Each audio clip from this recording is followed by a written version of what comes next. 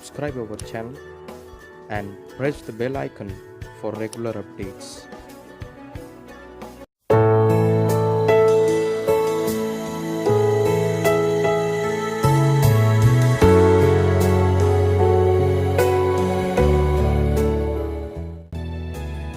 Praise the lord. प्रभु की स्तुति हो। प्रभु आप सबको बहुत आशीष दे और परमेश्वर का अनुग्रह है हम सबों के साथ में बना रहे। आमीन। हमारे पिता परमेश्वर और प्रभु यीशु मसीह और पवित्र आत्मा का सुसंगति हम सब के साथ में बना रहे। आमीन। तो आइए मेरे प्रियो, आज एक विशेष अध्ययन के द्वारा फिर से हमारे मिलने के द्वारा प्रभु की महिमा हो। और आज हमने अपने सामने एक विशेष भजन को हमने चुना है और भजन संहिता 128वें भजन को हम लोग अध्ययन करेंगे। आमीन। हालेलुया। मेरे प्रियो, भजन 128 भजन जो है एक विशेष बात को दर्शाती है और एक विशेष बात को हमें समझाने की प्रयास करती है। तो मेरे प्रियो, ये भजन वास्तव में एक परिवार की आशीष का भजन है और वहीं पर ये सामाजिक यानी सारे लोगों का आशीष का एक ज़रिया हमें ये भजन सिखाती है और बताती है। मेरे प्रियो, इस भजन में इस भजनकार ने हमें परिवार के आशीषों के विषय में विशेषकर हमें सिखाया है, सामाजिक तौर पर भी और पारिवारिक तौर पर भी। यहाँ पर हम देखते हैं कि धन्य है वो हरेक जो यहोवा का भय मानता है। इसका पहले ही वचन में हमें यहाँ पर दो बातों को ये हमें बताती है, यानी हर एक जो। आमीन। हालेलुया। अब ये किसी एक व्यक्ति के लिए भी है और किसी समाज के लिए यानी कोई बहुतों के लिए भी ये बात हमें बता रही है। क्या ही धन्य है वो हर एक जन जो यहोवा का भय मानता है। आमीन। तो ये यहोवा का भय मानने के विषय में हमें ये अध्याय जो है और ये पाठ जो है हमें एक विशेष बात हमें समझाना चाहता है। मेरे प्रियो, यहोवा के भय मानने के कारण आज हम सब लोग पारिवारिक तौर पर भी और सामाजिक तौर पर भी हम परिवार में अपने परिवार में कैसे हम आशीषित रह सकते हैं, ये बातें हम लोग यहाँ से आज अध्ययन करेंगे। आमीन। हालेलुया। यहाँ लिखा है मेरे प्रियो, जो क्या ही धन्य है वह जो हरेक यहोवा का भय मानता है और उसके मार्गों पर चलता है। बहुत सुंदर बात यहाँ पर लिखे हुए है। एक तो हमें परमेश्वर का भय मानना है और दूसरा उसके मार्गों पर चलना है। आमीन। याद रखिए, ये दो बातें यहाँ पर मस्ट है आशीष पाने के लिए, क्योंकि हम लोग बहुत सारे लोग जो है हर एक जन आशा करता है कि मैं आशीषित रहूं, मेरा परिवार आशीषित रहे और मैं सब बातों में आशीषित पाया जाऊं। ये सबकी आशा होती है और हर एक की निगाहें इन आशीषों के ऊपर में बना रहता है। लेकिन मेरे प्रियो, उसके लिए हमें सबसे पहले यह जानना होगा कि मेरी आशीष शुरुआत कहाँ से होती है, मेरी आशीष का मूल जड़ कहाँ है। ये हमें समझ लेना बहुत ज़रूरी है। तो इसलिए इस भजनकार ने पहले ही वचन में, पहले ही शब्द में उन्होंने यह हमें दर्शाया है कि हमें यहोवा का भय मानना है और उसके मार्गों पर चलना है। आमीन। हालेलुया। तो मेरे प्रियो, अगर हम दूसरी दिशा की ओर जाना चाहे, उसके मार्गों पर चलना क्या होता है, ये हम सीख सकते हैं। लेकिन हम आज इतना ही स्मरण करेंगे कि उसके मार्गों पर चलना कैसा, उसके मार्गों पर चलने से ये आशीषें हमारे ऊपर में बनी रहती है। इतना बात तो आज स्पष्ट हो गया। आमीन। हालेलुया। उसका भय मानना और उसके मार्गों पर चलना, ये दो ही बातें इस भजनकार ने एक परिवार के लिए और एक आशीषित होने के परिवार के लिए समझाया गया ये बात है। तो मेरे प्रियो, मैं खुदावंद का शुक्रिया अदा करता हूँ किन बातों में आज हमें आशीषित होना है। अब मैं आपको इन बातों को आपके सामने लाऊंगा। किन बातों में? जब हम यहोवा का भय मानते हैं और उसके मार्गों पर चलते हैं तो सबसे पहली आशीष जो है परिवार में, ये पहली आशीष जो है दूसरे पद में लिखा है, तू अपनी कमाई निश्चय खाने पाएगा, तू धन्य होगा और तेरा भलाई होगा। आमेन, हालेलुया। पहली आशीष परिवार में हम लोग जब ईश्वर के सन्मुख उसका भय मानकर उसके मार्गों पर जब हम चलने लगते हैं तो सबसे पहली आशीष परिवार में यहाँ लिखा है, तू अपनी कमाई निश्चय खाने पाएगा। क्यों ये भजन अपनी कमाई के विषय में बता रहा है? मेरे प्रियो, हम बहुत कुछ कमाते हैं, बहुत परिश्रम करते हैं और पसीना बहाकर हम लोग बहुत कुछ अपना इकट्ठा करते हैं और उसे खाकर तृप्त रहने की हम कोशिश करते हैं परिवार में, लेकिन कभी कभी ऐसा नहीं होता। आज हम देखते हैं हमारे इर्द गिर्द जो है बहुत सारे लोगों के पास में बहुत कुछ होता है, पैसा होता है, सारे सुख सुविधाएं होती है, सारी बातें होते हैं, लेकिन फिर भी वो अपनी कमाई को खा नहीं पाते। आपको मालूम है आज हम संसार में देखते हैं कि विभिन्न प्रकार की बीमारियां आज बहुतों को जकड़े हुए हैं। तो इस कारण हमको पहले से ही चेतावनी दिया जाता है डॉक्टरों से, आप ये नहीं खाना, आप वो नहीं खाना, आपको ये हो जाएगा, वो हो जाएगा। ये सब क्या है मेरे प्रियो? ये कोई अच्छी बात नहीं है, क्योंकि परमेश्वर ने सारी चीज़ें और सारा सुख सुविधा जो है हमारे लिए दे रखी है। हम सब कुछ खा सकते हैं और अच्छी तरह से हम लोग खाकर पूरा तृप्त हुए ऐसा हमारा जीवन रहना चाहिए। लेकिन इस वचन के अनुसार ऐसा नहीं हो रहा है। आज बहुत से लोग कमाते तो बहुत कुछ है, लेकिन वो खा नहीं पाते। क्यों ऐसा हो रहा है?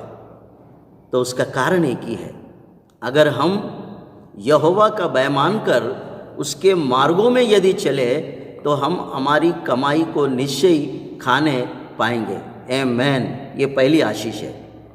आज आपको परमेश्वर ने इस संसार में सब कुछ खाने की और सारे आनंद करने का परमेश्वर ने अनुग्रह दिया है, लेकिन वहीं पर बहुत सारे लोगों के जीवनों में कुछ ऐसे बातों के कारण वो अपनी कमाई को नहीं खा पाते। अपनी कमाई का पूरा जो आनंद है वो नहीं उठा पा रहे हैं। इसमें बहुत सारी बातें हैं कि हम क्यों नहीं खा पा रहे हैं। कुछ बीमारियों के कारण और कुछ और असुविधाओं के कारण हम अपनी ही कमाई को हम तृप्ति से, यानी पूरी शांति के साथ में हम अपनी कमाई को नहीं खा पा रहे। तो उसका कारण ये है कि हमें यहोवा का भय मानने में कहीं कमी और गति हो रही है, या फिर हम उसके मार्गों में कहीं भटके हुए हैं। हमें इससे ये पता चलता है कि हमने परमेश्वर के इन आज्ञाओं में कहीं ना कहीं हम लड़खड़ा रहे हैं और हम ठीक से उन आज्ञाओं का पालन नहीं कर पा रहे हैं। इसीलिए हमारे जीवन के आनंद में ये सुख जो है हमसे कोसों दूर होता जा रहा है। आमेन, हालेलुया। प्रभु की स्तुति हो मेरे प्रियो। तू धन्य होगा और तेरा भलाई होगा। आमेन।